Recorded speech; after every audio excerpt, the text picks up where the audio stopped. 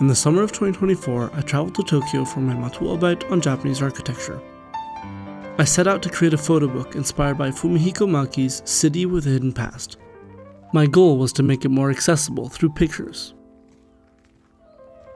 After completing the project, I returned in the winter, revisiting locations featured in my book and capturing the scenes in video format. My aim was to present the findings of my book in a more immersive way.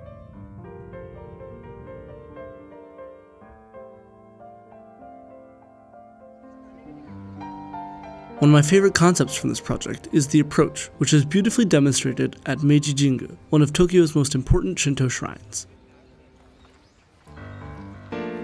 The approach to the shrine is marked by torii gates, lanterns, sake barrels, and other decorative elements.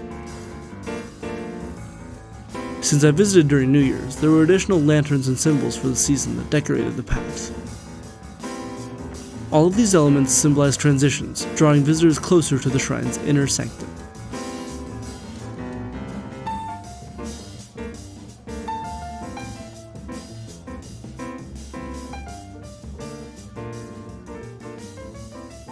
Even while standing in front of the outer torii gate of Meiji Park, Tokyo's urban density is visible, creating the city's unique harmony of tradition and modernity. This is what people usually picture first when they hear Tokyo. Known for its vibrant shopping and nightlife, Shibuya is a focal point of the city's lively spirit. Nowhere embodies this better than Shibuya Scramble Crossing, the busiest pedestrian crossing in the world. Beneath the towering advertisements, the intersection draws hundreds of thousands of people a day, cementing its place as an iconic hub of fashion and entertainment. 30 minutes west lies Shofu. During my summer in Tokyo, I attended a language school in the city center, but I lived here. My daily walk from my homestay to the train station took me through residential neighborhoods that demonstrate many concepts discussed in City with a Hidden Past. For example, Sai no Kami statues, roadside guardians that are meant to protect travelers from negative energy, or houses built near forks in the road that often have indirect paths to their entrances. Maki also discusses the outer layers of streets in Tokyo, where trees, walls, and other barriers blur the lines between public and private spaces. This subtle layering reflects a cultural appreciation for boundaries while maintaining openness to the city's natural and urban landscapes.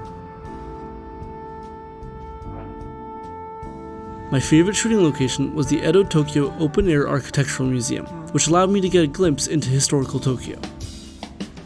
The museum is dedicated to preserving historical structures that are currently disappearing from the city.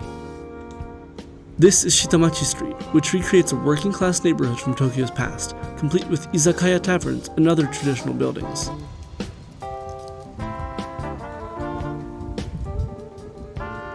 One example is the Machiya, a traditional townhouse featuring a mise at the front used as a shop or reception area, with a dirt path called the Torii Niwa connecting the front to the back, revealing residential space by expanding horizontally instead of vertically. Another example is the Ura Nagaya, or backstreet row houses. Unlike Machiya, they lack the formal mise, and each unit shares basic facilities, which creates a sense of community in the alleys. For the conclusion of my project, I want to explore one of Maki's key themes, Shitamachi and Yamanote. Historically, these regions reflected Tokyo's social hierarchy. Shitamachi, the lowlands, housed merchants and commoners, while Yamanote, the elevated hills, was home to the samurai elite. Modern Tokyo blurs these lines, but traces remain. Shitamachi areas like Asakusa maintain their traditional appeal with ancient temples, narrow alleys, and small shops.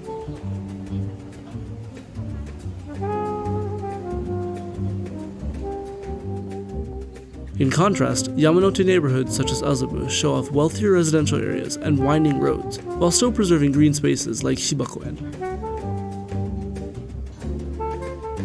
Despite these differences, shared architectural features create a continuity between the Shitamachi and Yamanote sides.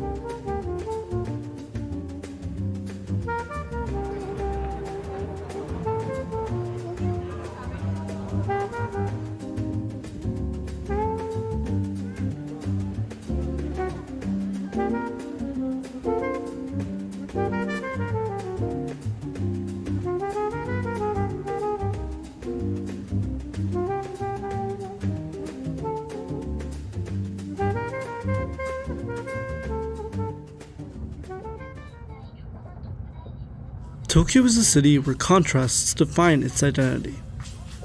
A perfect example is this ancient shrine hidden in between skyscrapers. I've realized that these contrasts aren't just coexistence, they actively shape the city's character. This project may be about architecture on the surface level, but it's a reflection of what I've learned about the history, culture, and values of a society. I believe architecture reveals stories of the past while shaping the present and future. Returning to Tokyo, I realized that architecture is not just about the buildings, but about how people shape and are shaped by the spaces that they live in.